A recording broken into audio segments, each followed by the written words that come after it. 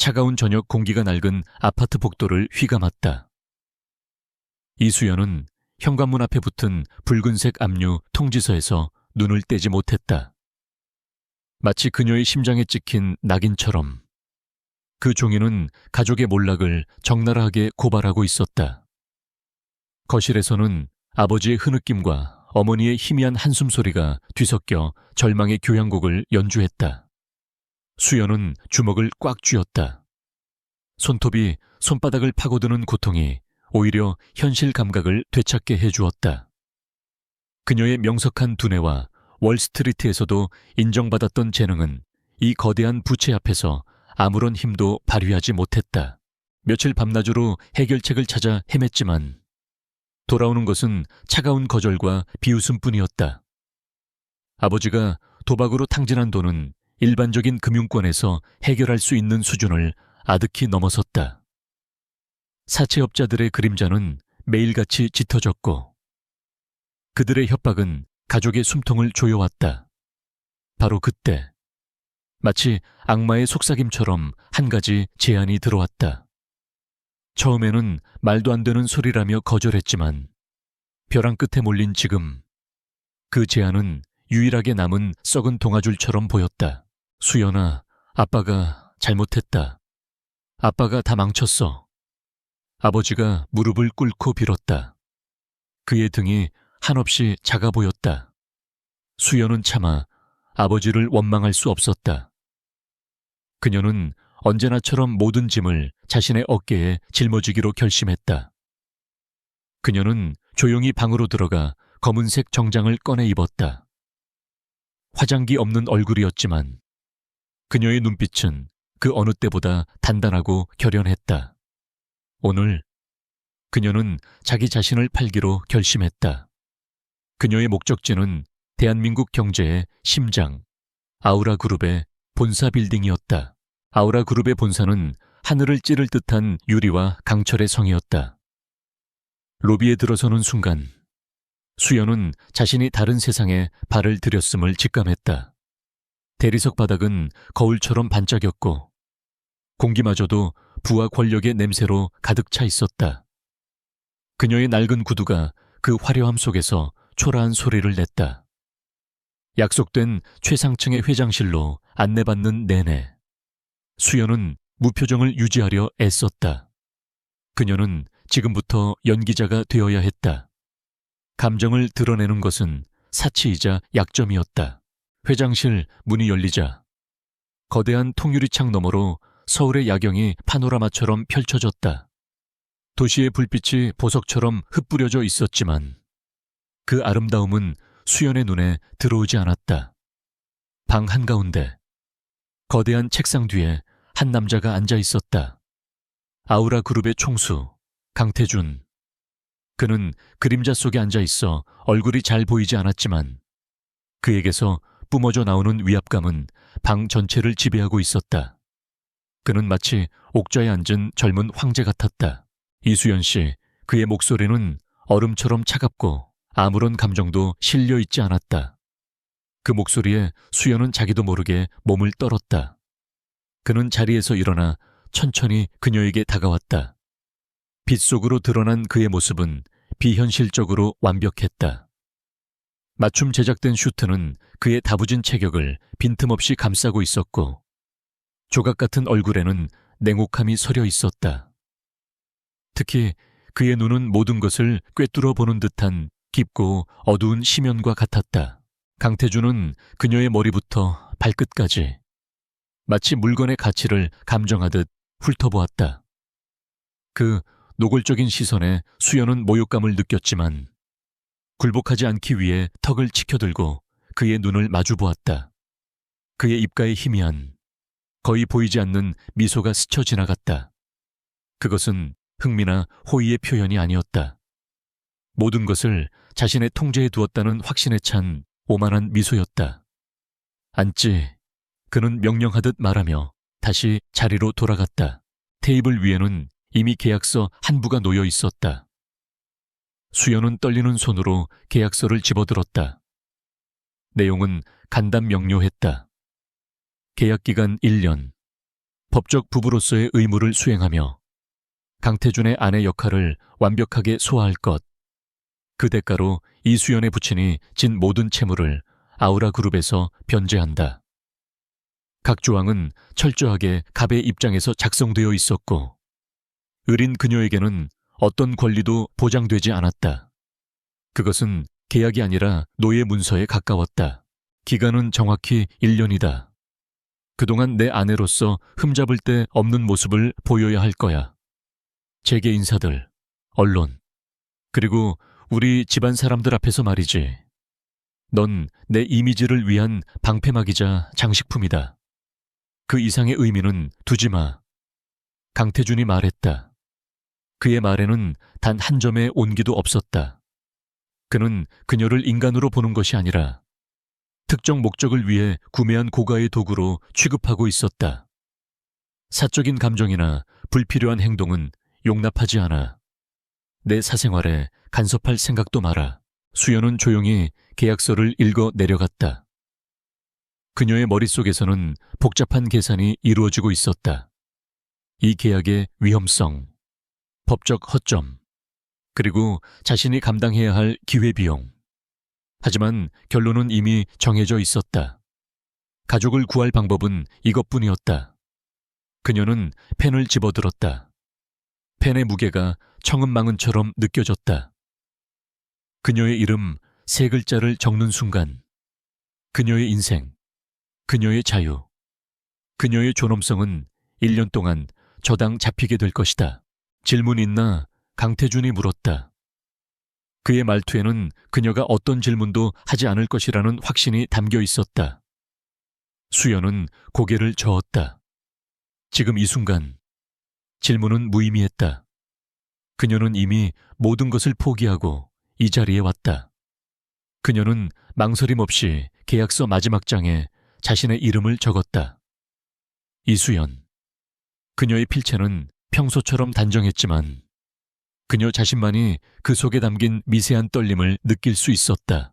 서명을 마친 그녀가 고개를 들자 강태준은 만족스러운 표정으로 서류를 가져갔다. 그는 마치 성공적인 M&A를 성사시킨 사업가 같았다. 내일부터 내 펜트하우스로 들어와. 필요한 것들은 김 비서가 처리해 줄 거다. 대외적으로 우리는 서로 깊이 사랑해서 결혼하는 사이가 될 테니 연기 연습이라도 해두는 게 좋을 거야. 그는 서류를 서랍에 넣으며 일방적으로 통보했다. 모든 거래는 끝났다는 태도였다. 수연은 자리에서 일어났다. 더 이상 이곳에 머물 이유가 없었다. 그녀가 돌아서서 문으로 향할 때 강태준의 목소리가 등 뒤에 비수처럼 꽂혔다. 이수연 씨, 한 가지만 명심해. 넌 내가 돈으로 산 존재야. 그러니 내 가치를 증명하도록 해. 그 말은 그녀의 마지막 남은 자존심까지 산산조각 냈다. 수연은 대답하지 않았다. 그녀는 그저 묵묵히 걸어서 회장실을 빠져나왔다. 문이 닫히는 순간까지 그녀는 단 한 번도 뒤돌아보지 않았다. 빌딩을 빠져나온 수연은 차가운 밤거리에 홀로 섰다. 방금 전까지의 긴장감이 풀리면서 온몸의 힘이 빠져나가는 듯 했다. 그녀는 휘청거리는 다리를 이끌고 무작정 걸었다. 화려한 도시의 불빛이 눈물로 번져 보였다. 그녀는 울지 않았다. 우는 것조차 사치라고 생각했다.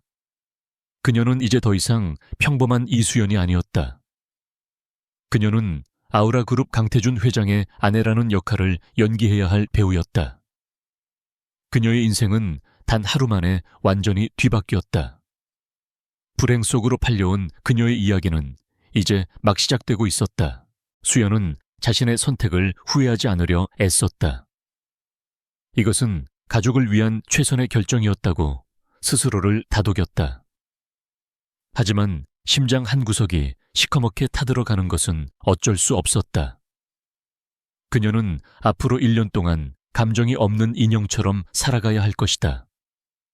강태준이라는 남자의 차가운 눈빛과 경멸 어린 말투가 뇌리에서 떠나지 않았다. 그는 그녀의 모든 것을 앗아갔지만 그녀는 그의 세계에서 살아남아야만 했다.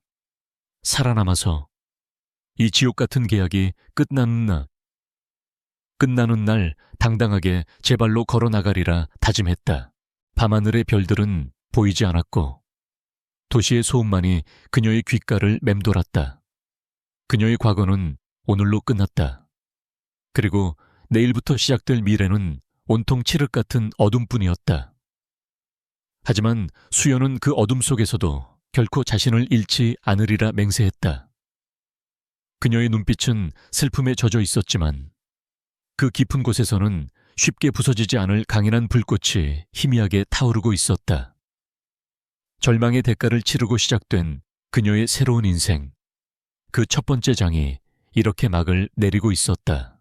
다음 날 아침, 동이 트기도 전에 김 비서가 보낸 검은색 세단이 수연의 낡은 아파트 앞에 도착했다.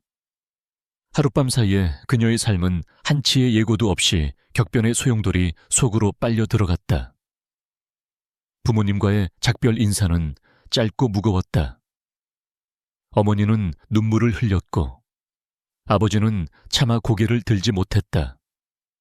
수연은 애써 미소를 지으며 괜찮을 거라고, 1년만 지나면 모든 것이 제자리로 돌아올 것이라고 그들을 안심시켰다. 하지만 그녀 자신의 마음속에서는 폭풍우가 몰아치고 있었다. 차가 도착한 곳은 서울의 가장 높은 곳에 위치한 초호화 주상복합 건물 더 헤이븐이었다. 강태준의 펜트하우스는 건물의 최상층 2개 층을 모두 사용하고 있었다. 전용 엘리베이터에서 내리자마자 펼쳐진 광경에 수연은 잠시 숨을 멈췄다.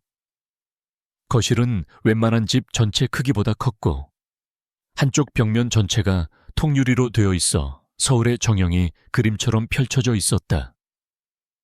최고급 이탈리아 가구와 유명 작가의 미술품들이 마치 갤러리처럼 배치되어 있었지만 그 공간 어디에서도 사람 사는 온기는 느껴지지 않았다.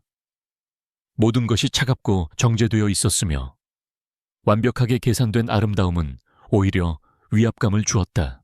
그녀를 맞이한 것은 중년의 여성이었다. 반듯하게 빗어넘긴 머리와 한치의 흐트러짐 없는 복장을 한 그녀는 자신을 이 집의 총괄 집사인 박민지라고 소개했다. 그녀의 눈빛은 수연을 위아래로 훑으며 날카롭게 빛났다.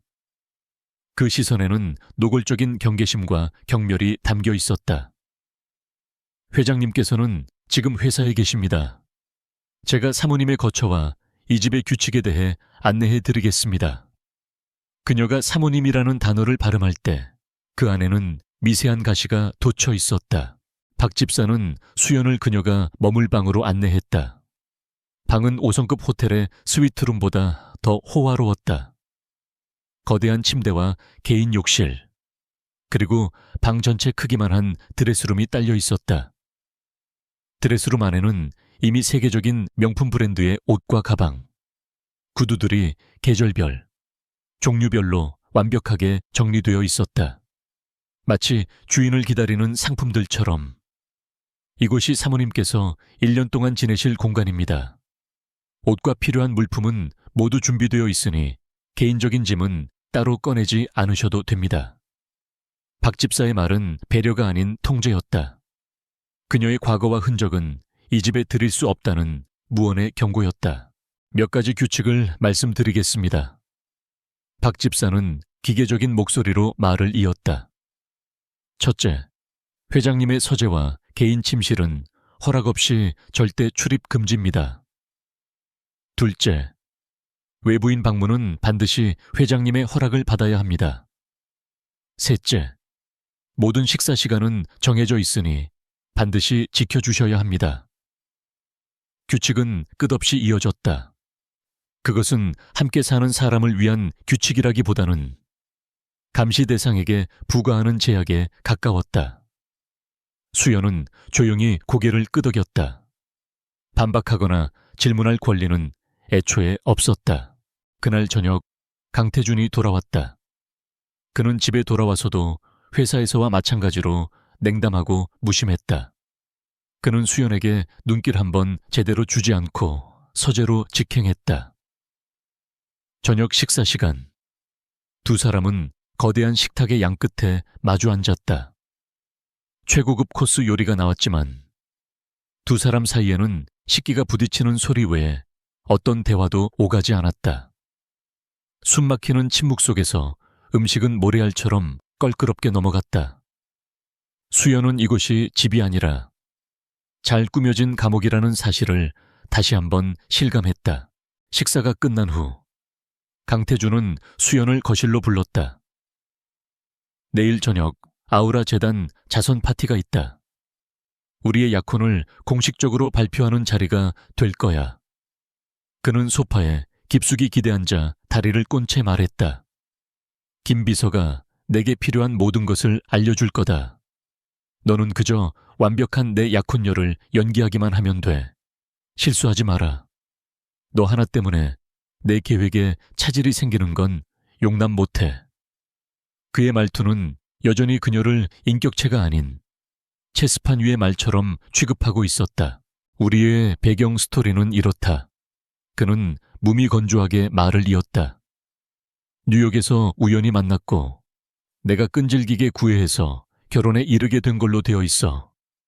내 전공이 금융분석이었으니 월스트리트에서 잠시 일했던 경력은 그대로 사용해도 좋다.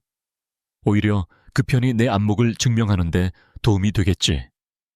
그는 모든 것을 철저하게 계산하고 있었다. 사랑이라는 감정마저도 그의 사업 계획의 일부일 뿐이었다. 수연은 그의 치밀함에 혀를 내둘렀지만 한편으로는 서글픔이 밀려왔다. 다음 날 김 비서와 스타일리스트 팀이 펜트하우스를 방문했다.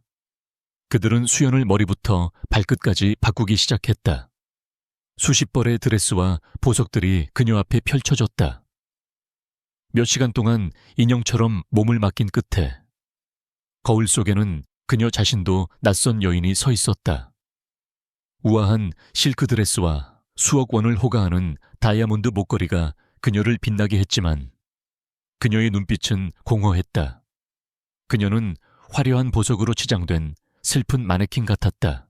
파티장으로 향하는 차 안에서 강태준은 마지막으로 경고했다.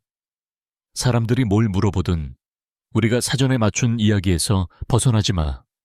특히 내 가족들 앞에서는 더 조심해야 할 거야. 그들은 보통 내기가 아니니까. 그의 말에는 가시가 돋쳐 있었다. 그의 가족 역시 그녀에게는 넘어야 할 또 다른 산이라는 의미였다.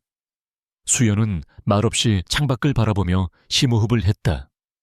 이제 곧 무대의 막이 오를 것이다. 자선 파티가 열리는 호텔 연회장은 대한민국의 내로라 하는 재계 인사들로 가득했다. 강태준이 수연의 허리에 팔을 두른 채 등장하자 모든 시선이 그들에게 쏠렸다. 수많은 카메라 플래시가 번개처럼 터졌다.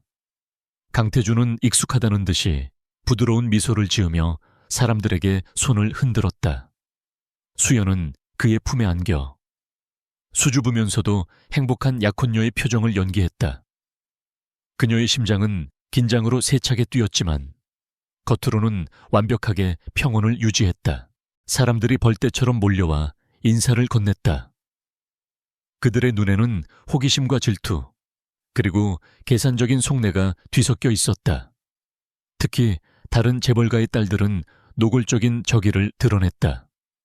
강태준이라는 대한민국 최고의 신랑감을 낚아챈 근본도 모르는 여자에 대한 경멸이었다. 수연은 미소를 잃지 않으며 강태준과 미리 맞춘 대로 그들의 첫 만남과 사랑 이야기를 자연스럽게 풀어놓았다. 그녀의 침착하고 지적인 대답에 몇몇 사람들은 의외라는 표정을 짓기도 했다. 그때 한 노인이 그들에게 다가왔다. 아우라 그룹의 경쟁사인 태강그룹의 박진우 회장이었다. 그는 교활한 뱀 같은 눈으로 수연을 훑어보았다. 강 회장, 이런 아름다운 분을 어디에 숨겨두고 있었나 듣던 것보다 훨씬 미인이시군. 그의 말에는 칭찬을 가장한 탐색전이 깔려 있었다. 강태준은 미소를 유지한 채 박 회장의 손을 맞잡았다. 운이 좋았습니다, 회장님. 두 사람 사이에 보이지 않는 불꽃이 튀었다. 수연은 그 짧은 순간 두 사람의 관계가 단순한 경쟁자를 넘어선 깊은 적대감으로 얽혀 있음을 간파했다. 그녀는 자신이 이 거대한 권력 게임의 한복판에 던져졌음을 깨달았다. 파티가 무르익을 무렵 수연은 잠시 바람을 쐬기 위해 테라스로 나왔다. 화려한 파티장의 소음에서 벗어나자 비로소 숨통이 트이는 듯했다. 그녀가 난간에 기대어 도시의 야경을 내려다보고 있을 때 등 뒤에서 목소리가 들렸다. 힘들지? 돌아보니 강태준이었다. 그는 어느새 그녀의 옆에 와 서 있었다. 그의 얼굴에는 평소의 냉담함 대신 희미한 피로감이 서려 있었다. 이런 자리는 나도 피곤해. 다들 가면을 쓰고 진짜 속내를 숨기고 있으니. 수연은 대답 없이 그를 바라보았다. 그의 갑작스러운 변화가 낯설었다. 오늘 잘 해줬어. 생각보다 배짱이 두둑하더군. 그가 처음으로 건넨 칭찬이었다. 비록 무심한 말투였지만 그 안에는 아주 작은, 미세한 인정이 담겨 있었다. 이게 제 역할이니까요. 수연은 담담하게 대답했다. 그녀는 그에게 어떤 환상도 품지 않기로 다짐했다. 동정이나 연민은 그와 그녀의 관계를 더욱 비참하게 만들 뿐이었다. 두 사람 사이에는 다시 침묵이 흘렀다. 하지만 이전의 숨막히는 침묵과는 조금 다른 미묘한 공감대가 흐르는 듯했다.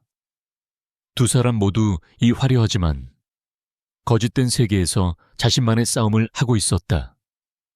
수연은 깨달았다. 이 황금빛 세장 안에서 살아남기 위해서는 그저 순종적인 인형으로만 있어서는 안 된다는 것을. 그녀는 이 세계의 법칙을 배우고 힘의 역학을 파악해야 했다. 그리고 언젠가 이 세장을 제 발로 걸어나갈 힘을 길러야 했다. 그녀의 눈빛이 밤의 어둠 속에서 조용히 그러나 강렬하게 빛나기 시작했다. 자선 파티 이후 몇 주가 흘렀다. 강태준의 펜트하우스에서의 삶은 차가운 규칙성 속에서 안정을 찾아가는 듯했다. 수연과 태준은 같은 공간을 공유했지만 보이지 않는 벽을 사이에 둔 채 서로의 영역을 침범하지 않는 유령처럼 지냈다. 수연은 대부분의 시간을 거실이나 자신의 방에서 책을 읽거나 경제 뉴스를 분석하며 보냈다. 그것은 그녀가 이 거대한 황금 세장 속에서 자신의 정체성을 잃지 않기 위한 유일한 방법이었다. 그녀는 조용히 강태준의 생활 패턴과 업무 습관을 관찰했다. 그는 매일 밤늦게까지 서재에서 일했고 그의 통화 내용에서는 언제나 긴장감이 흘렀다. 그러던 어느 날부터인가 펜트하우스의 공기가 눈에 띄게 무거워졌다. 강태준은 평소보다 훨씬 더 날카롭고 예민해졌다. 그의 얼굴에서는 피로와 분노가 뒤섞인 어두운 그림자가 떠나지 않았다. 밤늦게 걸려오는 전화는 언쟁으로 번지기 일쑤였고 서재에서는 서류를 내던지는 소리가 들려오기도 했다. 수연은 모르는 척했지만 그녀의 예리한 감각은 아우라 그룹에 심각한 문제가 생겼음을 감지하고 있었다. 그녀는 태준이 유리벽으로 된 서재에서 주고받는 대화의 조각들을 무심코 듣게 되었다. 문제는 베리디안 테크라는 유망한 바이오 기업의 인수합병 건이었다. 아우라 그룹은 막대한 자금을 투입해 적대적 M&A를 시도하고 있었지만 예상과 달리 베리디안의 주가는 끈질기게 버티고 있었고 오히려 아우라의 주가가 하락하는 역효과가 나타나고 있었다. 태준의 전략팀은 원인 불명의 저항에 부딪혀 속수무책으로 당하고 있었다. 수연은 태준이 부채 비율이 맞지 않아 유령 자회사의 자금 흐름을 추적해 라며 팀원들을 다그치는 소리를 들었다. 그의 책상 위에는 복잡한 재무제표와 주가 그래프가 어지럽게 널려 있었다. 그날 밤 태준은 전략기획실장과 늦은 시간까지 화상회의를 하고 있었다. 그는 서재의 대형 스크린에 온갖 데이터를 띄워놓고 격렬하게 토론을 벌였다. 수연은 거실 소파에 앉아 경제 잡지를 읽는 척하며 서재안의 상황을 곁눈질했다. 그녀의 눈에 들어온 것은 베리디안 테크의 비정상적인 주식 거래 패턴을 나타내는 그래프였다. 특정 구간에서 대량의 매수 주문이 들어와 주가 하락을 방어하고 있었다.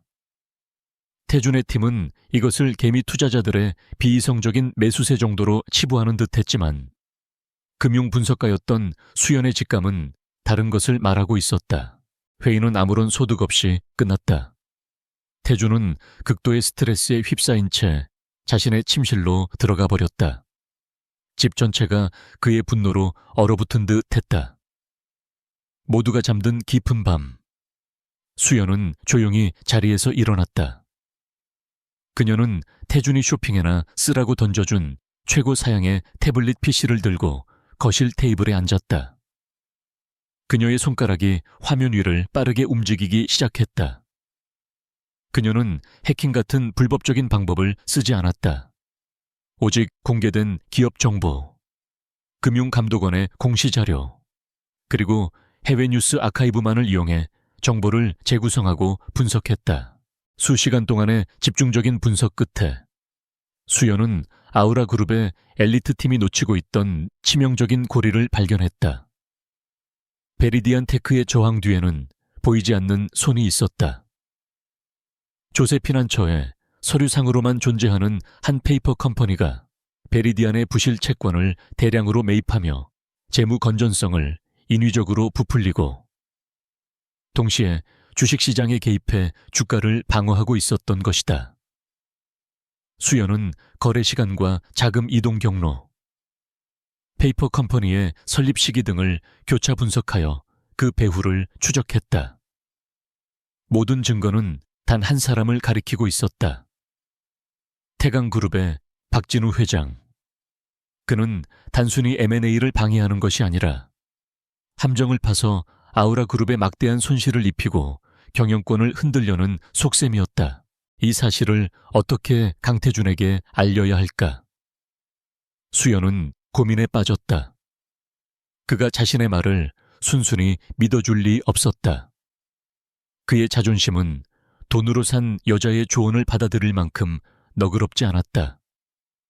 직접 나섰다가는 무시당하거나 더 큰 오해를 살 수도 있었다. 결국 그녀는 익명의 제보자 역할을 하기로 결심했다. 그녀는 추적이 불가능한 임시 이메일 계정을 만들었다. 그리고 감정은 철저히 배제한 채 오직 데이터와 논리적인 분석으로만 구성된 보고서를 작성하기 시작했다.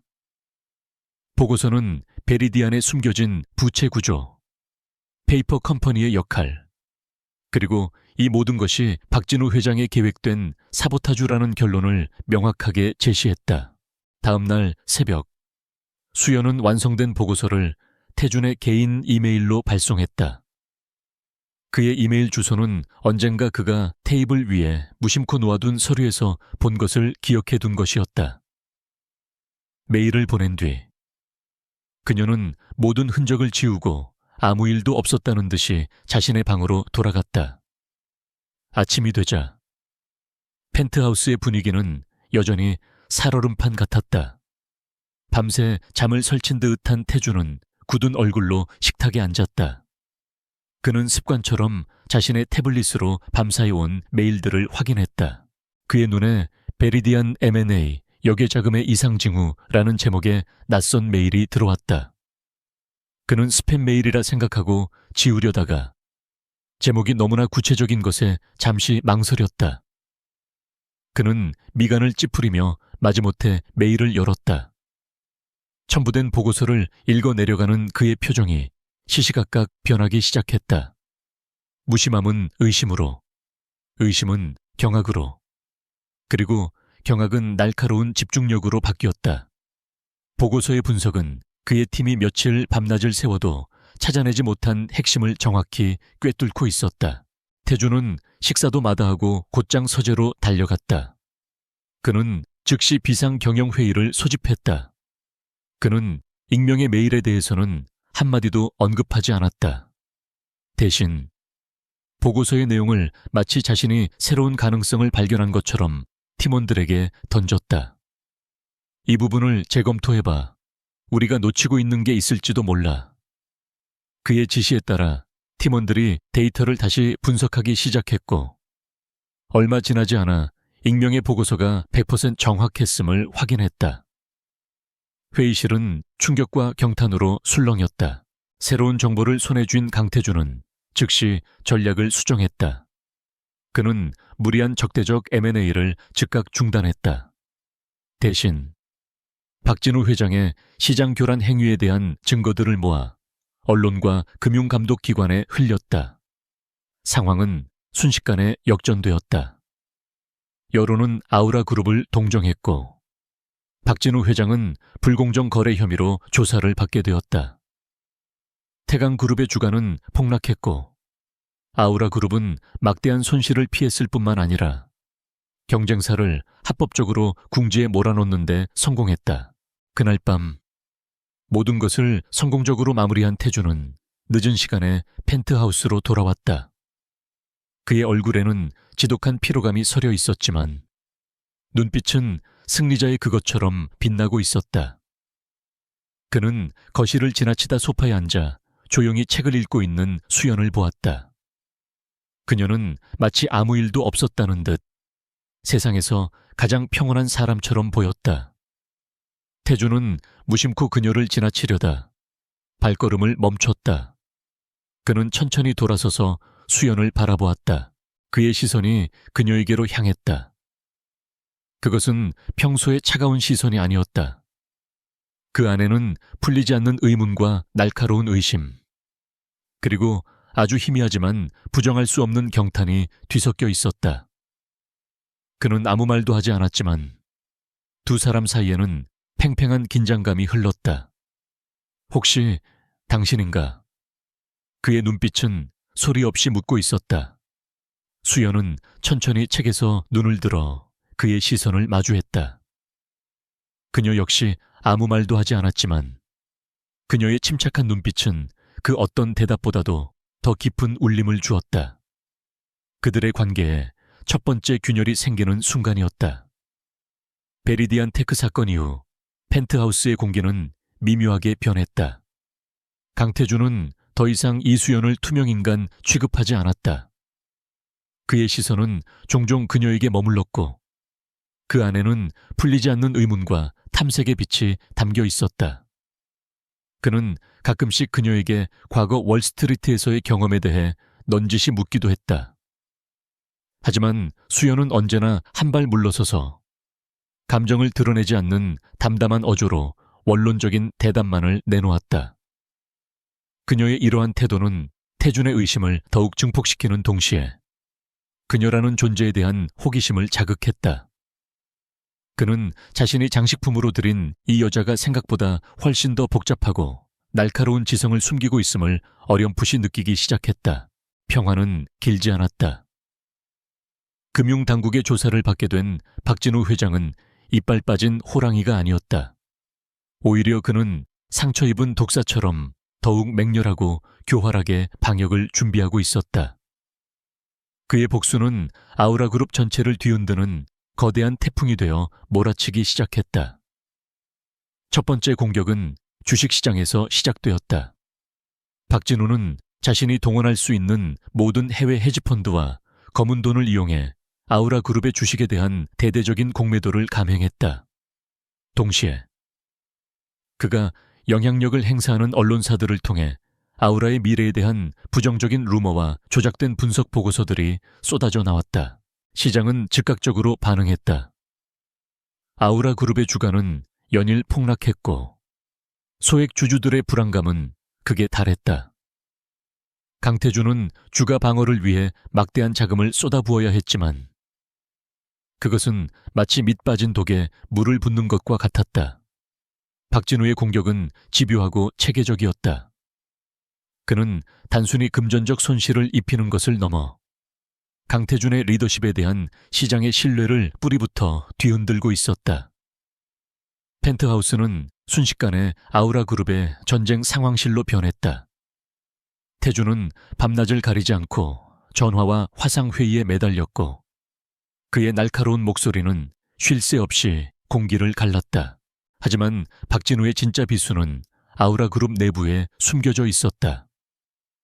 그는 수년 전부터 아우라 내부에 자신의 사람들을 심어두었거나 불만을 품은 임원들을 포섭해왔다. 그리고 마침내 그 칼을 뽑아들었다. 강태준이 가장 신뢰했던 임원 중 한 명인 최진석 전무가 박진우의 함정에 걸려들었다. 박진우는 최 전무의 약점을 파고들어 그를 매수했고, 최 전무는 아우라그룹의 신사업 프로젝트와 관련된 1급 기밀 정보들을 박진우에게 넘기기 시작했다. 내부의 적은 외부의 적보다 훨씬 더 치명적이었다.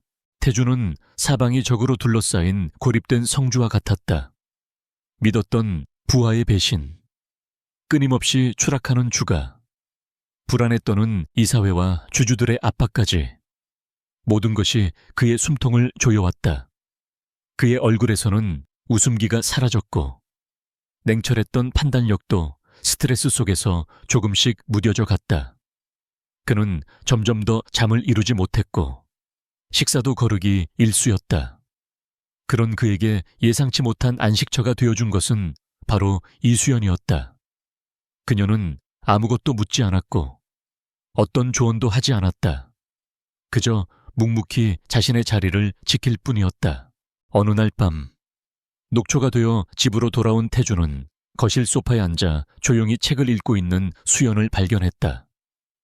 온종일 전쟁터 같은 혼돈 속에서 시달렸던 그의 눈에 고요한 불빛 아래 책에 집중하고 있는 그녀의 모습은 비현실적인 평온함으로 다가왔다.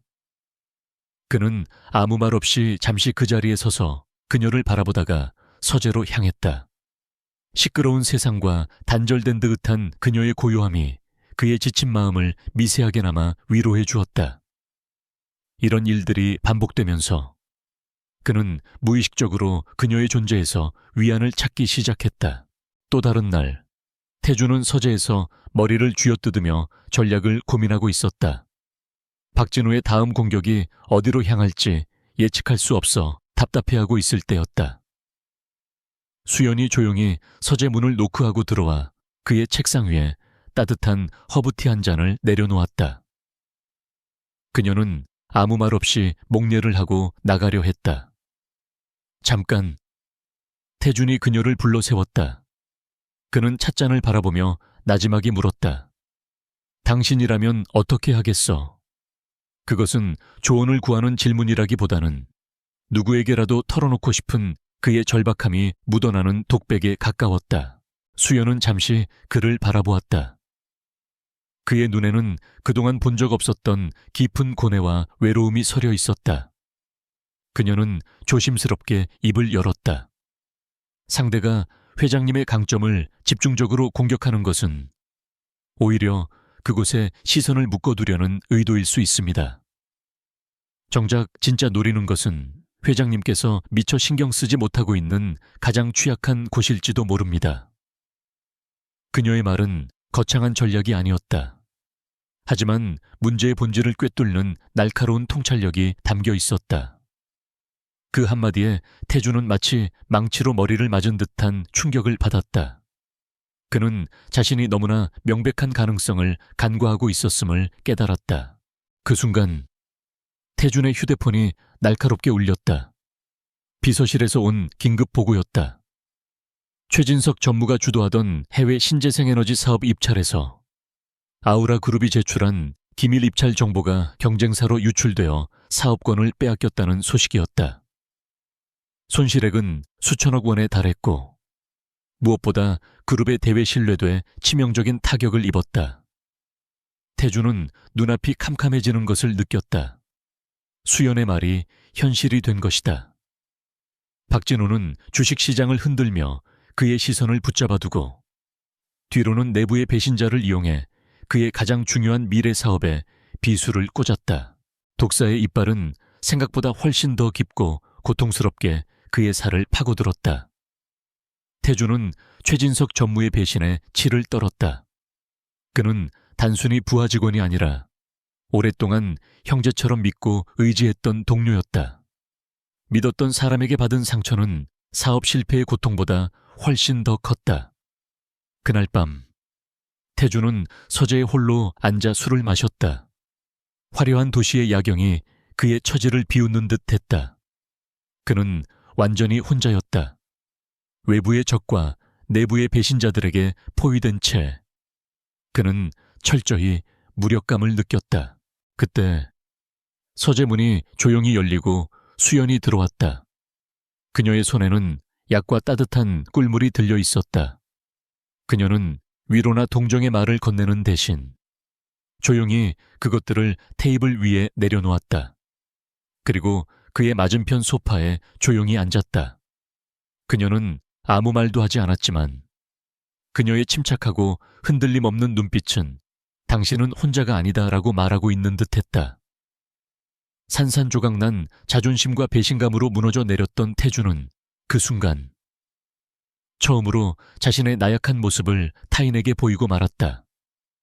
그의 눈빛이 절망으로 흔들렸다. 그는 더 이상 돈으로 아내를 산 오만한 재벌 총수가 아니었다. 그는 이 잔혹한 전쟁터에서 유일하게 자신의 곁을 지켜주는 단 한 사람의 동맹을 마주하고 있었다. 최 전무의 배신으로 인한 충격이 펜트하우스를 무겁게 짓눌렀다. 강태주는 며칠 동안 서재에 틀어박혀 외부와의 접촉을 최소화했다. 그의 부서진 자존심과 상처 입은 신뢰는 쉽게 회복될 기미를 보이지 않았다. 이수연은 그런 그를 묵묵히 지켜보았다. 그녀는 섣부른 위로를 건네거나 그의 공간을 침범하지 않았다. 대신 그가 필요로 할 때를 대비해 항상 일정한 거리를 유지하며 그의 곁에 머물렀다. 둘 사이의 형식적인 계약 관계는 이제 사라지고 그 자리에는 말로 설명할 수 없는 기묘한 유대감이 싹트고 있었다. 수연은 강태준이 박진우의 공격에 수동적으로 방어만 하고 있다는 것을 깨달았다. 이대로 가다가는 아우라 그룹 전체가 서서히 침몰할 것이 분명했다. 전쟁에서 이기기 위해서는 방어만으로는 부족했다. 상대의 심장부를 직접 타격할 수 있는 날카로운 공격이 필요했다. 그녀는 더 이상 조용한 관찰자이자 소극적인 위로자로만 머물 수 없다고 결심했다. 그녀는 이 전쟁에 직접 뛰어들어 보이지 않는 전선에서 자신만의 싸움을 시작하기로 마음먹었다.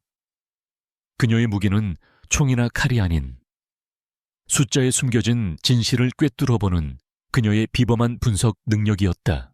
그녀의 비밀스러운 조사는 그날 밤부터 시작되었다. 그녀는 마치 그림자 속의 회계사처럼 움직였다. 그녀는 태준이 제공한 태블릿의 다중 암호화 시스템과 가상 사설망을 설치하여 자신의 흔적을 완벽하게 숨겼다.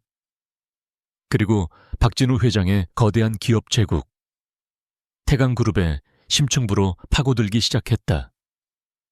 그녀의 목표는 태강그룹의 공식적인 재무제표 너머에 숨겨진 검은 돈의 흐름을 찾아내는 것이었다. 그녀는 박진우와 관련된 모든 위장 계열사, 공익재단, 투자 펀드들의 목록을 작성하며 거대한 퍼즐을 맞추어 나갔다. 첫 번째 단계는 패턴을 찾는 것이었다. 수연은 태강그룹의 지난 10수년간의 재무자료와 계약 내역들을 샅샅이 훑었다. 그러다 한 가지 이상한 점을 발견했다. 실적도 변변치 않은 몇몇 중소건설사와 IT 업체들이 지속적으로 태강그룹의 대형 프로젝트들을 수주하고 있었던 것이다. 표면적으로는 정상적인 입찰 과정을 거친 것처럼 보였지만 그 이면에는 분명 무언가 숨겨져 있었다. 수연은 이 유령 같은 회사들을 첫 번째 실마리로 삼고 추적을 시작했다. 두 번째 단계는 점들을 연결하여 선을 만드는 작업이었다. 그녀는 그 유령 회사들의 소유 구조를 파헤쳤다. 예상대로 각 회사의 대표는 모두 바지 사장이었고 진짜 소유주는 케이맨 제도나 파나마 같은 조세 피난처에 등록된 몇 개의 투자 회사로 이어졌다. 그녀는 복잡하게 얽힌 자금의 흐름을 하나씩 풀어가며 거대한 네트워크 지도를 그리기 시작했다. 돈은 수십 개의 회사를 거치며 세탁되었고 그 최종 목적지는 교묘하게 감춰져 있었다. 그녀의 손끝에서 박진우의 비밀 왕국이 서서히 그 윤곽을 드러내고 있었다. 마지막 단계는 비자금의 심장부를 찾아내는 것이었다. 모든 자금의 흐름은 박진우가 사회공헌을 위해 설립한 청송문화재단이라는 자선단체로 모이고 있었다. 표면적으로 이 재단은 장학사업과 문화예술 지원을 하는 순수한 공익법인이었다. 하지만 수연이 재단의 회계장부를 분석한 결과 기부금의 상당 부분이 불투명한 고위험 투자 상품으로 흘러 들어가고 있었고 그 돈은 다시 유령 회사들로 역류하고 있었다. 그녀는 박진우의 거대한 비밀 금고를 찾아낸 것이다. 그것은 뇌물 제공, 주가 조작, 정계 로비 등을 위한 그의 모든 검은 돈의 원천이었다. 조사가 막바지에 이르렀을 때 수연은 결정적인 증거를 확보하기 위해 위험을 감수해야만 했다. 비자금 흐름의 핵심 키를 쥐고 있는 회계 담당자의 신원을 알아내야 했다. 그녀는 가상의 금융 전문가 프로필을 만들어 SNS를 통해 유령 회사 중 하나의 하급 직원에게 접근했다. 그녀는 뛰어난 심리전과 전문 지식을 동원해 그 직원의 경계심을 허물었고 몇 번의 대화 끝에 무심코 흘러나온 결정적인 이름과 거래 코드 하나를 얻어내는데 성공했다. 그 과정에서 그녀의 디지털 흔적이 노출될 뻔한 아찔한 순간도 있었지만 그녀는 침착하게 위기를 넘겼다. 수연이 비밀 조사를 진행하는 동안 태준과의 관계에도 변화가 생겼다. 그는 서재에서 일을 하다가도 종종 거실로 나와 그녀에게 회사의 문제들을 털어놓기 시작했다. 그는 해결책을 구하는 것이 아니라 그저 자신의 답답한 속내를 들어줄 사람이 필요했던 것이다. 그는 박진우의 자금력이 도대체 어디서 나오는지 끝이 보이지 않는다며 좌절감을 토로했다. 그 순간 모든 것을 알고 있는 수연은 그의 눈을 똑바로 바라보며 날카로운 질문을 던졌다. 혹시 박 회장의 자선재단 자금 출처를 확인해 보셨나요? 때로는 가장 선한 얼굴을 한 곳이 가장 추악한 비밀을 숨기고 있기도 하니까요. 그녀의 질문은 단순한 추측이라고 하기에는 너무나도 구체적이고 핵심을 꿰뚫고 있었다. 태주는 순간 말을 잃었다. 그는 새로운 의심과 경외감이 뒤섞인 눈으로 수연을 바라보았다. 그는 그녀가 그저 조용히 책만 읽고 있었던 것이 아니라는 것을 직감했다. 당신 뭘 알고 있는 거지? 그가 낮은 목소리로 물었다. 수연은 더 이상 숨기지 않았다. 그녀는 침착하게 자신의 태블릿을 가져와 그에게 화면을 보여주었다. 화면에는 그녀가 밤새워 그려낸 박진우의 유령회사 네트워크와 자금 흐름도가 복잡한 거미줄처럼 펼쳐져 있었다. 태주는 화면 속의 내용을 보고 자신의 눈을 의심했다. 그가 상상했던 것 이상으로 박진우의 범죄 왕국은 거대하고 조직적이었다. 태강그룹이라는 합법적인 기업의 그림자 뒤에 이토록 추악한 비자금 제국이 숨겨져 있을 줄은 꿈에도 몰랐다. 그는 충격에 휩싸인 채 한동안 말을 잇지 못했다. 그리고 천천히 고개를 들어 수연을 바라보았다. 그의 눈에는 더 이상 그녀를 계약으로 묶인 아내나 장식품으로 보는 시선이 없었다. 그 자리에는 자신과 대등한, 아니 어쩌면 자신을 뛰어넘는 능력을 가진 강력한 동맹을 향한 경외감이 가득했다. 마지못해 시작된 파트너십은 이제 완전한 신뢰관계로 전환되고 있었다. 당신이 찾아낸 모든 것을 말해줘. 그의 목소리는 나지막했지만 그 안에는 방역의 의지가 담긴 강한 힘이 실려 있었다. 이제 두 사람의 공동 방역이 시작될 차례였다. 모든 것을 말해줘. 강태준의 목소리가 고요한 펜트하우스의 공기를 갈랐다. 그 말은 단순한 요청이 아니었다. 그것은 그의 패배 인정이자 그녀의 능력에 대한 완전한 신뢰의 표현이었으며 두 사람의 관계가 새로운 국면으로 접어들었음을 알리는 신호탄이었다. 이수연은 잠시 그의 눈을 들여다보았다. 그의 눈에는 더 이상 오만함이나 경멸이 아닌 절박함과 희미한 경외심이 담겨 있었다. 그녀는 고개를 끄덕이고 태블릿 화면을 넘기며 밤새워 정리한 진실들을 하나씩 풀어놓기 시작했다. 그녀의 브리핑은 마치 최고 수준의 정보기관 보고회 같았다. 그녀는 차분하고 논리적인 어조로 박진우의 검은 돈 제국의 구조를 설명했다. 수십 개의 유령 회사들이 어떻게 거미줄처럼 얽혀 자금을 세탁하는지, 청송문화재단이 어떤 방식으로 비자금 조성에 허브 역할을 하는지, 그리고 그 돈이 어떻게 정관계 로비와 주가 조작에 사용되는지를 명확하게 도식화하여 보여주었다. 그녀의 설명에는 불필요한 감정이나 추측이 없었다. 오직 차가운 사실과 데이터에 기반한 날카로운 분석만이 존재했다. 강태준은 숨을 죽인 채 그녀의 말을 들었다. 그의 머릿속은 거대한 폭풍이 몰아치는 듯 했다. 첫째는 박진우의 부패 규모에 대한 충격이었다. 그는 박진우를 교활한 사업가 정도로만 생각했지. 국가 경제를 좀먹는 거대한 범죄 조직의 수장일 줄은 상상도 못했다. 둘째는 자신의 무능함에 대한 처절한 굴욕감이었다. 수억 원의 연봉을 받는 그의 엘리트 팀조차 실마리조차 잡지 못했던 진실을, 그가 한낱 장식품으로 여겼던 이 여자가 단 며칠 만에 자신의 방에서 모두 파헤쳐낸 것이다. 강태준이라는 이름에 걸린 그의 자존심이 산산조각 나는 순간이었다. 하지만 그 모든 감정의 폭풍 우 위로 그녀의 능력에 대한 순수한 경외감이 솟아올랐다. 그녀의 분석은 완벽했고 논리는 빈틈이 없었다. 그녀는 단순한 금융 분석가가 아니었다. 그녀는 숫자의 흐름 속에서 인간의 탐욕을 읽어내고 복잡한 데이터의 이면에서 거대한 음모의 지도를 그려내는 전략가였다. 그는 자신이 얼마나 어리석었는지 깨달았다. 그는 돈으로 그녀의 몸과 시간을 샀다고 생각했지만 정작 그녀의 가장 가치 있는 부분인 그 명석한 두뇌와 강인한 정신은 전혀 알아보지 못했던 것이다. 수연의 브리핑이 끝났을 때 두 사람 사이에는 긴 침묵이 흘렀다.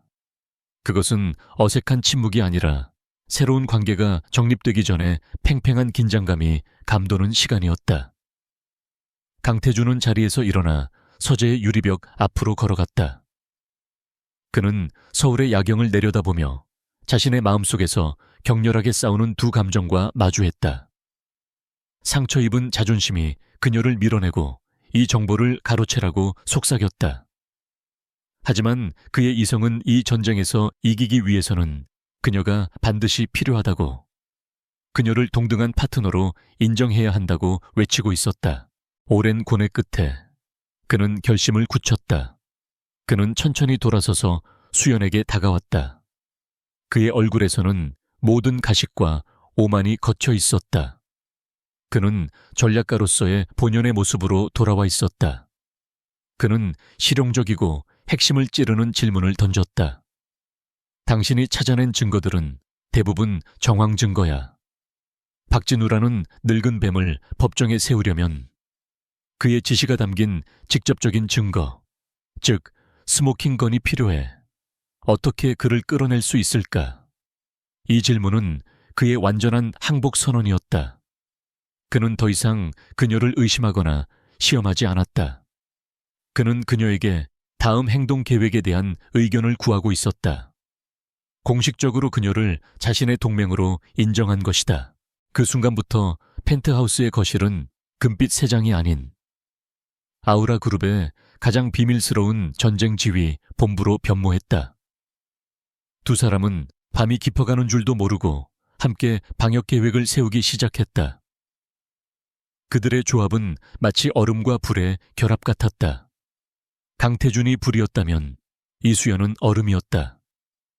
태준은 자신의 모든 자원과 인맥, 그리고 공격적인 사업 수완을 테이블 위에 올려놓았다. 그는 정보를 언론에 유출시키는 방법, 금융당국을 압박하는 타이밍, 그리고 박진우의 합법적인 사업체들을 동시에 공격하여 자금줄을 끊는 과감한 전략들을 쏟아냈다. 반면 수연은 차가운 이성으로 그의 불을 제어하고 방향을 잡아주었다. 그녀는 박진우가 파놓을 법적 함정들을 미리 경고했고 수집된 증거들의 신뢰도를 하나씩 검토했다. 그녀는 박진우의 심리를 분석하여 그가 가장 고통스러워할 약한 고리를 찾아냈고 그것을 최소한의 힘으로 공격하여 최대한의 효과를 내는 정밀 타격 계획을 세웠다. 그녀는 그의 불같은 공격이 헛된 곳에서 힘을 낭비하지 않고 적의 심장부에 정확히 꽂히도록 만드는 외과 의사와 같았다. 두 사람은 때로는 격렬하게 논쟁했지만 그것은 상하 관계의 다툼이 아닌 동등한 파트너 간의 건전한 의견 대립이었다. 그는 거시적인 판을 보았고 그녀는 미시적인 디테일을 놓치지 않았다. 그가 과감한 돌파를 주장하면 그녀는 신중한 우회를 제안했다. 서로의 부족한 점을 완벽하게 보완하는 두 사람의 시너지는 상상 이상의 힘을 발휘했다.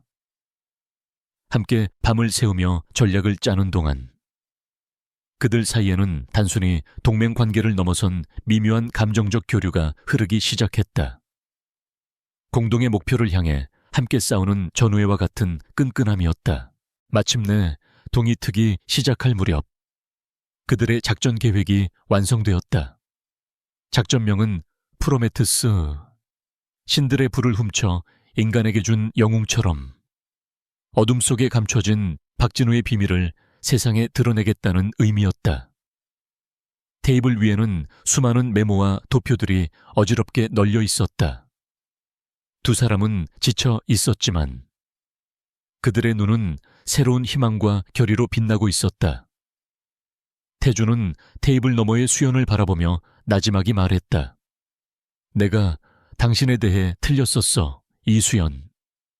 그의 목소리에는 진심 어린 사과와 존경이 담겨 있었다. 얼음과 불의 연합은 이제 완성되었다. 그들은 거대한 적을 향한 결정적인 방역의 서막에 서 있었다. 작전명 프로메테스가 개시되었다. 동이 트자마자 강태준과 이수연은 거대한 체스판 위에 첫 번째 말을 올려놓았다. 그들의 첫 수는 전면전이 아니었다. 수연의 계획에 따라 그들은 가장 날카롭고 치명적인 한 점을 노렸다. 그들은 박진우의 비자금 흐름에 대한 핵심적인 데이터 일부를 익명으로 국제적인 신뢰도가 가장 높은 해외 탐사보도 전문 기자에게 제보했다. 제보 내용은 전체 그림이 아닌 청송문화재단을 통한 자금 세탁의 증거 몇 가지만을 담고 있었다. 그러나 그 파급력은 상상 이상이었다. 기사가 터져 나오자마자 전 세계 금융시장이 발칵 뒤집혔다. 태강그룹의 도덕성에 대한 의문이 제기되었고 주가는 개장과 동시에 수직으로 추락했다. 국내외 언론들이 앞다투어 후속 보도를 쏟아냈고 금융감독원은 즉시 청송재단에 대한 특별 세무조사에 착수하겠다고 발표했다. 박진우는 예상치 못한 일격에 크게 당황했다. 그는 긴급 기자회견을 열어 모든 의혹을 부인하며 법적 대응을 운운했지만 한번 터진 의심의 둑은 걷잡을 수 없이 번져나갔다. 그는 언론 대응에 모든 힘을 쏟으며 허둥대기 시작했다. 박진우가 외부의 불을 끄는데 정신이 팔린 사이 태주는 내부를 흔들었다. 그는 수연이 분석해낸 자료를 바탕으로 비자금 흐름에 연루된 태강그룹 내부 임원들의 명단과 그들의 비리 증거를 조각내어 이사회와 감사팀에 익명으로 발송했다. 이 자료들은 박진우를 직접 겨냥하지는 않았지만 그의 충신들 사이를 이간질하기에 충분했다. 태강그룹 내부는 거대한 불신과 공포에 휩싸였다. 임원들은 서로가 제보자일 것이라 의심하며 등을 돌렸고 공포정치로 조직을 장악해왔던 박진우의 리더십은 뿌리부터 흔들리기 시작했다. 상황이 자신에게 불리하게 돌아가자 궁지에 몰린 박진우는 이 모든 공격의 배후에 강태준이 있음을 직감했다. 증거는 없었지만 그의 동물적인 감각이 그렇게 말하고 있었다. 이성을 잃은 그는 가장 어리석고 위험한 방법을 선택했다. 그는 자신의 더러운 뒤띠를 처리해온 해결사들을 동원했다. 그의 목표는 강태준이 아니었다.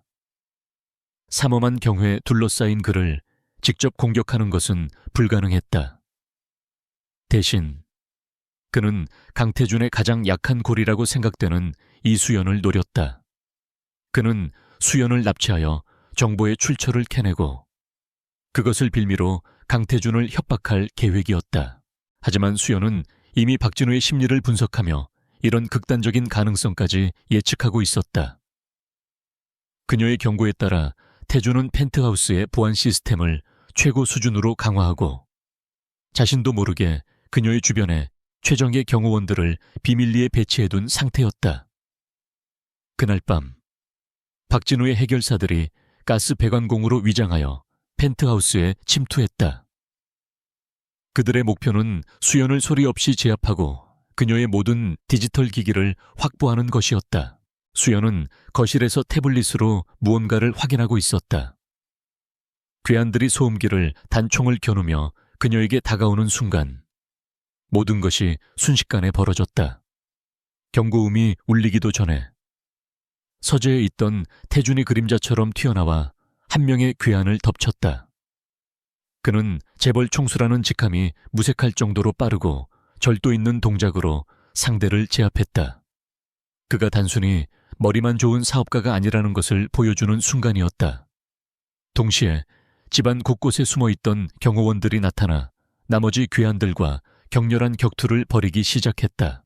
펜트하우스는 순식간에 아수라장으로 변했다. 수연은 급박한 상황 속에서도 놀라운 침착함을 보였다. 그녀는 즉시 태블릿의 모든 데이터를 삭제하는 보안 프로토콜을 작동시키고 경찰에 신고했다. 한 괴한이 그녀에게 달려들자 옆에 있던 태준이 몸을 날려 그녀를 감싸 안고 대신 공격을 막아냈다. 그의 팔에 날카로운 상처가 생겼지만 그는 아랑곳하지 않고 수연을 보호했다. 그 순간 두 사람의 눈이 마주쳤다. 그의 눈에는 그녀를 향한 절박한 보호 본능과 뜨거운 분노가 불타오르고 있었다. 격투는 경찰이 도착하면서 순식간에 끝났다. 붙잡힌 괴한들은 입을 다물었지만 그들의 신원은 금방 밝혀졌다. 그들은 박진우의 지시를 받는 해결사 조직의 일원들이었다. 상황이 정리된 후 펜트하우스에는 다시 정적이 찾아왔다. 하지만 이전과는 다른 아드레날린과 생사의 위협을 함께 넘긴 뒤여 끈끈한 긴장감이 흐르고 있었다. 태준은 자신의 상처는 돌보지도 않은 채 창백하게 질린 수연의 어깨를 붙잡고 그녀가 다치지 않았는지부터 확인했다. 그의 목소리는 다급함으로 떨리고 있었다. 괜찮아. 어디 다친 데 없어. 그의 눈에 서린 진심 어린 걱정을 본 순간 수연을 감싸고 있던 마지막 얼음벽이 완전히 녹아내렸다. 그는 더 이상 차가운 계약 상대가 아니었다. 그는 자신의 목숨을 걸고 그녀를 지켜준 남자였다. 그녀는 말없이 고개를 끄덕였다. 태준은 안도의 한숨을 내쉬며 그녀를 자신의 품으로 끌어당겼다. 그의 심장 박동이 그녀의 뺨을 통해 고스란히 전해졌다. 그것은 그 어떤 말보다도 더 강력한 위로와 신뢰의 표현이었다. 위험을 함께 겪으며 두 사람은 단순한 동맹을 넘어 서로에게 유일한 존재가 되었음을 깨달았다. 박진우의 마지막 발악은 그의 무덤을 파는 결정적인 실수가 되었다. 수연을 공격한 행위는 그가 저지른 금융범죄에 살인 미수라는 씻을 수 없는 죄를 더했다. 붙잡힌 해결사 중 한 명이 검찰의 회유에 넘어가 모든 것을 자백했고 박진우가 배후라는 결정적인 증거, 즉 스모킹 건이 확보되었다. 더 이상 망설일 이유가 없었다. 강태준과 이수연은 그들이 가진 모든 증거 자료를 검찰과 언론에 동시에 공개했다. 박진우의 범죄 제국 전체가 백일에 드러나는 순간이었다. 그날 저녁 TV 뉴스에서는 박진우 회장에 대한 긴급 체포영장이 발부되었다는 속보가 흘러나왔다. 그의 제국은 하루아침에 무너져 내렸고 그의 곁을 지키던 충신들은 모두 등을 돌렸다. 전쟁은 끝났다. 강태준과 이수연은 소파에 나란히 앉아 뉴스를 보고 있었다. 치열했던 전투의 소음이 사라진 자리. 두 사람 사이에는 고요한 평화가 흘렀다. 그들은 말없이 서로를 바라보았다. 기업이라는 전쟁터에서의 체크메이트는 동시에 두 사람의 감정이라는 체스게임에서도 새로운 시작을 알리는 신호탄이었다. 박진우의 몰락을 알리는 뉴스가 끝나자 펜트하우스에는 무거운 정적이 내려앉았다. 치열했던 전투의 흥분과 아드레날린이 썰물처럼 빠져나간 자리에 피로와 현실의 상흔이 고스란히 남았다. 수연의 시선은 태준의 팔에 감긴 임시 붕대 위로 향했다. 괴한을 막아서다 생긴 상처에서 붉은 피가 희미하게 배어 나오고 있었다. 그녀는 말없이 일어나 구급상자를 가져왔다. 그리고 소파에 앉은 그의 곁으로 다가가 조심스럽게 붕대를 풀기 시작했다. 태준은 전문 의료진의 처치에만 익숙했던 사람이었다. 하지만 그는 그녀의 조심스러운 손길 아래 미동도 없이 앉아 있었다. 소독약이 상처에 닿을 때마다 그의 어깨가 미세하게 움찔거렸지만 그는 고통을 내색하지 않았다. 오히려 그의 모든 신경은 상처를 치료하는 그녀의 하얀 손가락과 진지한 표정에 집중되어 있었다. 그토록 가까운 거리에서 서로의 숨결을 느끼는 것은 처음이었다. 이 친밀한 순간은 그들이 함께 넘은 위험의 깊이를 말해주고 있었다. 상처를 치료하던 중 태준의 비서에게서 전화가 걸려왔다. 박진우의 또 다른 해결사 팀을 저지하던 경호팀장 한 명이 크게 다쳐 병원으로 이송되었다는 보고였다. 태준의 얼굴이 굳어졌다. 그들의 승리는 결코 상처 없는 영광이 아니었다. 자신을 위해 충성을 다한 부하가 피를 흘렸다는 사실은 그의 마음에 무거운 죄책감을 남겼다. 전화를 끄는 그는 낮은 목소리로 말했다. 나 때문에 내 사람들이 다쳤어. 그의 목소리에는 리더로서의 책임감과 인간적인 고뇌가 짙게 배어 있었다. 그의 고통을 본 수연은 치료하던 손을 잠시 멈추고 그의 눈을 바라보았다. 그건 회장님 잘못이 아니에요. 그녀의 목소리는 부드러웠지만 단호했다. 오히려 회장님께서 모두를 지켜낸 거죠. 그녀의 위로는 단순한 동정이 아니었다.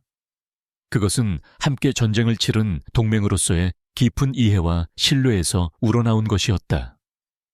그녀의 말에 태준은 복잡한 심정으로 그녀를 응시했다. 그는 자신뿐만 아니라 그녀 역시 이 전쟁에 끌어들여 목숨을 위협받게 했다는 사실을 떠올렸다. 아니, 내 잘못이 맞아. 그가 고개를 저으며 말했다. 특히 당신을 위험에 빠뜨렸어. 나는 이 싸움에 당신을 끌어들일 자격이 없었어. 처음부터 이 모든 건 내가 당신에게 짊어지워서는 안 될 짐이었지.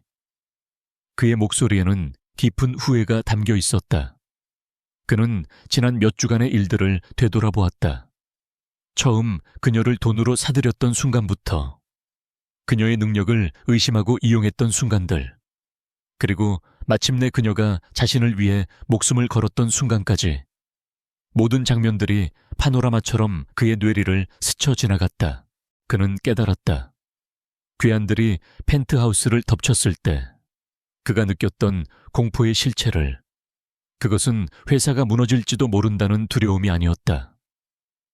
자신의 제국이 송두리째 흔들리는 것에 대한 불안감도 아니었다. 그것은 오직 그녀 이수연을 잃을지도 모른다는 원초적이고 압도적인 공포였다. 그녀가 다치는 것을 상상하는 것만으로도 세상이 끝나는 듯한 절망감을 느꼈다. 그 순간 그는 자신의 감정이 단순한 동맹의식이나 고마움을 넘어섰다는 것을 인정할 수밖에 없었다. 그것은 사랑이었다.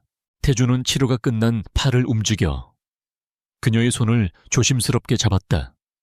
그리고 그녀를 이끌고 통유리창 앞으로 다가갔다.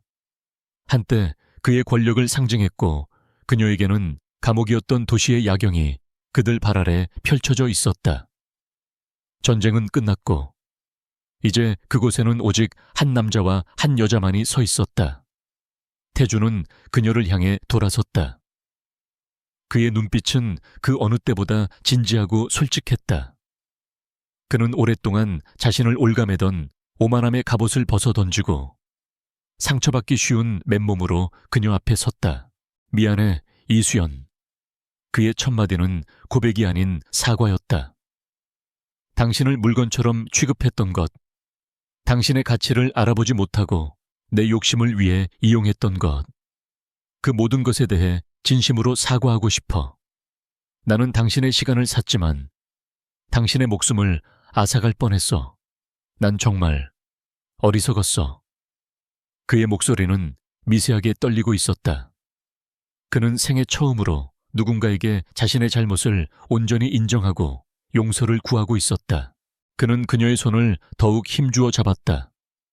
그들이 당신을 해치려 했을 때 나는 깨달았어. 만약 당신이 안전하지 않다면 이 모든 것들, 회사도, 돈도, 내가 이룬 그 어떤 것도 아무 의미가 없다는 걸. 처음에는 당신의 지혜에 감탄했고 당신의 용기에 의지했어. 하지만 이제는 아니야. 당신 없는 내 삶은 상상할 수조차 없게 됐어. 그의 시선이 뜨겁게 타올랐다. 사랑해, 이수연. 마침내 터져나온 그의 고백은 거칠고 투박했지만 그 어떤 미사여구보다도 진실된 무게를 담고 있었다. 그는 자신의 모든 것을 걸고 자신의 마음을 그녀에게 온전히 내보였다. 수연은 숨을 쉴 수가 없었다. 그의 갑작스러운 고백에 심장이 세차게 방망이질 쳤다. 함께 위험을 넘으며 그녀 역시 그에게 깊은 감정을 느끼고 있었다. 그의 진심은 의심할 여지가 없었다.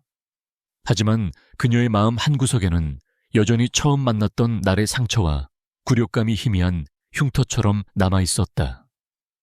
돈으로 얽혔던 시작이 그들의 관계에 드리운 그림자는 생각보다 짙었다. 그녀의 눈에 뜨거운 눈물이 차올랐다. 그것은 기쁨의 눈물이기도 했고 아픈 과거의 슬픔이기도 했다. 그녀는 곧바로 나도 사랑해요 라고 대답하는 대신 조용히 눈물을 흘렸다. 그리고 잡혀있지 않은 다른 손을 들어 그의 손등을 부드럽게 감쌌다. 그것은 거절이 아닌 그의 고백을 받아들이고 그의 상처를 이해한다는 무언의 대답이었다. 그녀는 떨리는 목소리로 말했다. 우리 두 사람 너무 많은 일을 겪었어요. 우리에게는 시간이 필요해요. 그녀의 말에 태주는 조용히 고개를 끄덕였다. 그는 그녀의 대답을 재촉하지 않았다. 그의 고백은 받아들여졌다. 얼음 같던 두 사람의 마음은 이제 완전히 녹아내렸지만 이 새로운 감정 위에서 미래를 쌓아 올리기 위해서는 시간이 그리고 서로의 상처를 보듬는 노력이 필요했다. 강태준의 고백 이후 펜트하우스에는 조심스럽지만 따스한 온기가 감돌기 시작했다. 두 사람은 마치 새로운 언어를 배우는 사람들처럼 서툴게 서로에게 다가갔다. 함께 아침 식사를 하고 도시의 야경을 보며 그날 있었던 일에 대해 이야기를 나누었다. 강태준은 더 이상 차가운 지배자가 아니었다. 그는 그녀의 의견을 묻고 그녀의 이야기에 귀를 기울였으며 서툰 방식으로나마 자신의 감정을 표현하려 노력했다. 하지만 그들 사이에는 여전히 보이지 않는 얇은 막이 존재했다. 그것은 바로 두 사람의 시작을 올가매고 있는 계약이라는 과거의 족쇄였다. 그 위태로운 평화는 오래가지 않았다. 박진우는 구속되었지만 그의 독은 여전히 세상에 남아있었다. 그의 충직한 수하들이자 범죄 제국의 잔당들이 마지막 복수를 감행했다. 그들은 강태준을 직접 공격할 수 없다는 것을 알고 있었다. 대신 그들은 이수연의 가장 약하고 아픈 부분을 후벼 파기 시작했다. 그녀가 이 세계에 발을 들인 근본적인 이유, 바로 그녀의 가족이었다. 잔당들은 자신들의 영향력을 이용해 수연의 아버지에게 교묘하게 조작된 새로운 빚을 덮어 씌웠다.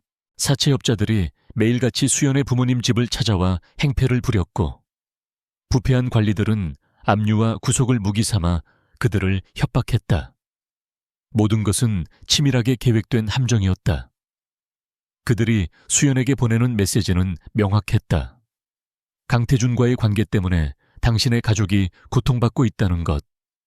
어느 날 밤, 수연은 발신자 표시 제안으로 걸려온 한 통의 전화를 받았다.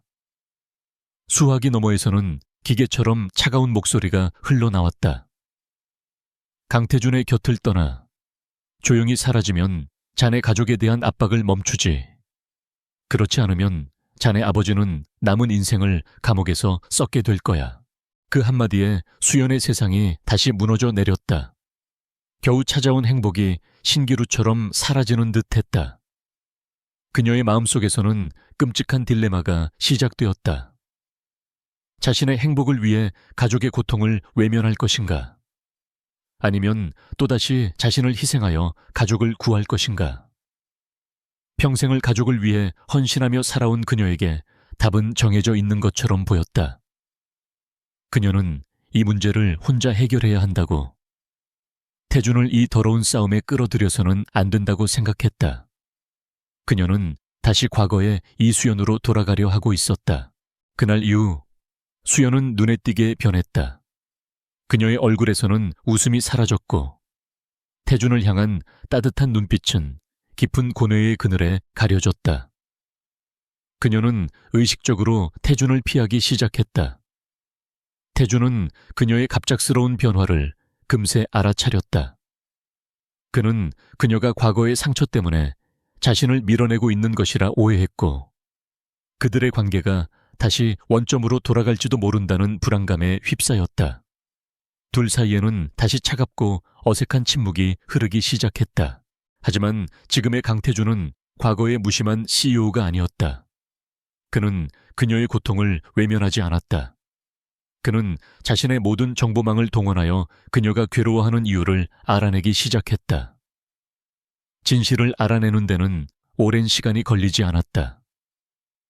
박진우 잔당들이 그녀의 가족을 상대로 벌이고 있는 추악한 음모의 전말을 보고받은 순간, 태준의 눈은 차가운 분노로 불타올랐다. 그는 그녀가 자신에게 사실을 숨겼다는 것에 화를 내지 않았다.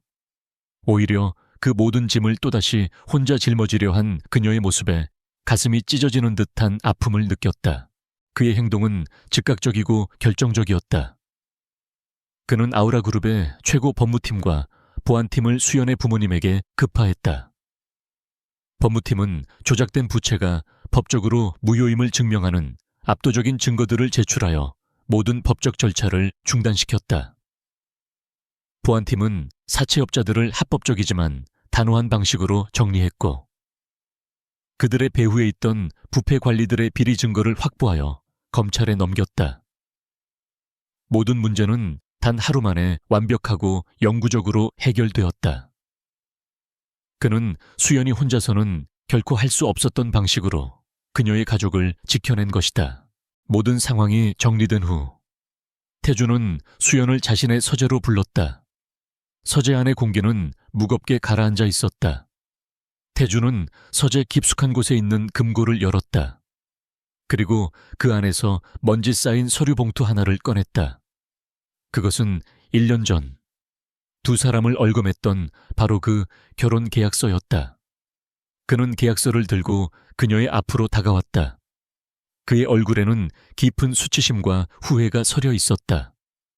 나는 이 서류가 존재했다는 사실 자체가 부끄러워. 그는 수연의 눈을 똑바로 바라보며 말했다. 적들이 우리를 공격할 때 그들이 무기로 사용하려 했던 것이 바로 이 계약서였어. 돈으로 맺어진 우리의 잘못된 시작, 당신을 올감했던 이 과거의 족수의 말이야. 그는 천천히, 그리고 힘주어 계약서를 갈기갈기 찢기 시작했다. 종이가 찢어지는 소리가 서재 안을 날카롭게 울렸다.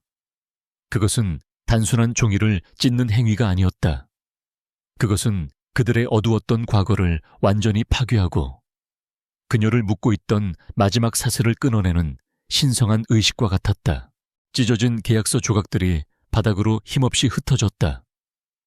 태주는 그녀의 어깨를 잡고 말했다. 이제 끝났어. 당신은 더 이상 빚이나 의무 때문에 내 곁에 묶여있는 존재가 아니야. 당신은 완벽하게 자유로워. 이수연. 그리고 그는 그녀에게 새로운 시작을 제안했다. 의무가 아닌 선택에 의한 시작을. 해야 하기 때문이 아니라 당신이 원하기 때문에 내 곁에 머물러줘.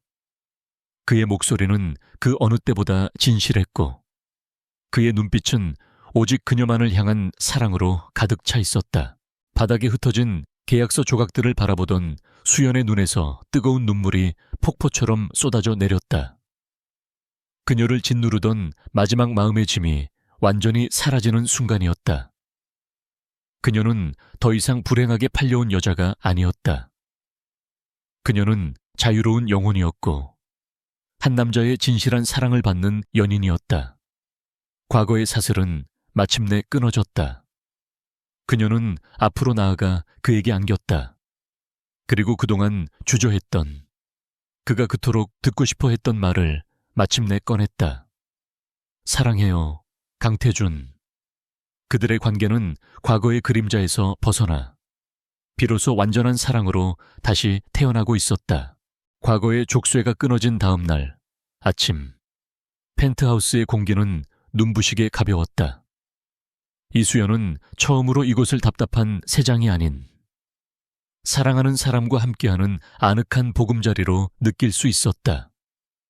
강태준과 함께 마시는 모닝커피는 씁쓸한 현실의 맛이 아닌 달콤한 미래의 향기를 품고 있었다. 그들은 더 이상 기업 전쟁이나 어두운 음모에 대해 이야기하지 않았다. 대신 서로의 어린 시절이나 좋아하는 영화 같은 소소한 일상들을 나누며 서로를 알아가는 시간을 보냈다. 어색하지만 진심이 담긴 그들의 대화는 무너진 폐허 위에 새로운 관계의 기초를 쌓아 올리는 것과 같았다. 며칠 후 태주는 중요한 제안을 했다. 그는 수연과 함께 그녀의 부모님을 찾아뵙고 싶다고 말했다. 그것은 단순히 형식적인 인사가 아니었다. 그들의 잘못된 시작을 바로잡고 그녀의 가족에게 진심으로 용서를 구하기 위한 것이었다. 수연은 그의 제안에 조용히 고개를 끄덕였다. 그녀는 그것이 그들의 관계가 온전히 치유되기 위해 반드시 필요한 과정임을 알고 있었다. 태주는 더 이상 아우라 그룹의 총수가 아닌 한 여자를 사랑하는 남자로서 그리고 예비 사위로서 그녀의 낡은 아파트로 향했다. 수연의 부모님은 긴장과 경계심이 가득한 얼굴로 태준을 맞았다. 태준은 조금도 거만한 기색 없이 그들 앞에 깊이 고개를 숙였다. 제가 모든 것을 망칠 뻔했습니다. 아버님, 어머님, 제 이기적인 결정 때문에 두 분과 수연 씨에게 씻을 수 없는 상처를 드렸습니다. 진심으로 사죄드립니다. 그의 사과는 진심이었고 그의 태도는 정중했다. 그는 수연의 아버지가 진 빚을 대신 갚아준 채권자가 아닌 한 사람의 어른으로서 깍듯하게 예의를 갖추었다. 그의 진심 어린 모습에 수연의 부모님을 둘러싸고 있던 얼음벽이 서서히 녹아내렸다. 그들은 마침내 두 사람의 사랑이 진실됨을 느끼고 눈물과 함께 그들의 미래를 축복해 주었다. 가족이라는 가장 큰 상처가 치유되자 이제 수연이 나아갈 미래를 결정할 차례였다. 태주는 그녀가 그저 재벌가의 사모님으로 안주하기를 원치 않았다. 그는 누구보다 그녀의 비범한 재능을 잘 알고 있었고 그 재능이 세상 속에서 빛나기를 바랐다. 그는 아우라 그룹의 임시 이사회를 소집했다. 그리고 모든 이사 앞에서 이수연을 그룹의 신설 부서인 미래전략투자본부의 본부장이자 등기이사로 공식 추천했다. 그의 폭탄 선언에 회의장은 술렁였다. 몇몇 보수적인 이사들은 그녀가 단지 회장의 아내라는 이유만으로 자격이 없다며 노골적으로 반대하고 나섰다. 그 순간 수연은 태준의 뒤에 숨지 않았다. 그녀는 당당하게 자리에서 일어나 이사들 앞에 섰다. 그녀는 긴장하지 않았다. 오히려 그녀의 눈빛은 자신감과 지성으로 빛나고 있었다. 그녀는 자신이 밤새워 준비한 아우라 그룹의 미래 비전에 대한 프레젠테이션을 시작했다. 그녀는 현재 그룹이 가진 문제점들을 날카롭게 지적했고, 변화하는 세계 경제 속에서 아우라가 나아가야 할 방향을 명확한 데이터와 통찰력으로 제시했다. 그녀의 발표는 완벽했고, 그 누구도 반론을 제기할 수 없을 만큼 논리적이었다. 프레젠테이션이 끝났을 때 회의장에는 잠시 정적이 흘렀다. 이윽고 가장 완고하게 반대하던 이색에서부터 박수갈채가 터져 나왔다. 그녀는 강태준의 아내로서가 아닌 이수연이라는 한 명의 뛰어난 전략가로서 모두의 인정을 받은 것이다. 그녀는 자신의 능력만으로 과거의 꼬리표를 완벽하게 떼어내고 아우라 그룹의 핵심적인 파트너로 당당하게 자리매김했다. 그녀는 더 이상 불행하게 팔려온 존재가 아닌 자신의 운명을 스스로 개척하는 주체적인 여성이었다. 그 후 두 사람은 최고의 비즈니스 파트너이자 가장 깊이 사랑하는 연인이 되었다. 회사에서는 서로의 의견을 존중하고 때로는 치열하게 논쟁하며 그룹을 최상의 방향으로 이끌었다. 태준의 과감한 결단력에 수연의 신중하고 정밀한 분석이 더해지자 아우라 그룹은 이전과는 비교할 수 없는 성장을 거듭했다. 집으로 돌아오면 그들은 서로의 지친 어깨를 감싸주는 따뜻한 연인이었다. 그는 그녀의 차분한 지혜 속에서 안정을 찾았고, 그녀는 그의 대담한 비전 속에서 미래를 보았다. 그들의 관계는 완벽한 균형을 이루고 있었다. 1년이라는 시간이 흘렀다. 그들이 처음 만났던 계절이 다시 돌아왔다. 그날 밤 태준과 수연은 수많은 일들이 있었던 펜트하우스의 테라스에 나란히 서서 서울의 야경을 내려다보고 있었다. 1년 전, 이 풍경은 그에게는 당연한 권력이었고 그녀에게는 절망적인 감옥이었다. 하지만 지금 이 도시의 불빛은 두 사람이 함께 만들어갈 빛나는 미래를 상징하고 있었다. 모든 상처는 아물었고 모든 갈등은 해결되었다. 1년 전의 오늘을 기억해 태준이 그녀의 어깨를 감싸 안으며 나지막이 물었다. 기억해요. 수연이 그의 품에 기대며 미소 지었다. 그때 우리는 상상도 못했겠죠. 우리가 이렇게 함께 서 있을 거라는 걸. 그녀의 목소리에는 행복감이 가득했다. 당신을 만나 내 인생이 바뀌었어. 이수연, 당신은 나를 더 좋은 사람으로 만들어줬어. 그가 그녀의 이마에 부드럽게 입을 맞추며 속삭였다. 과거의 상처와 시련은 그들을 더 단단하고 성숙하게 만들었다. 그들은 더 이상 과거에 얽매인 존재가 아닌 서로의 손을 잡고 행복을 스스로 만들어가는 자유로운 영혼들이었다.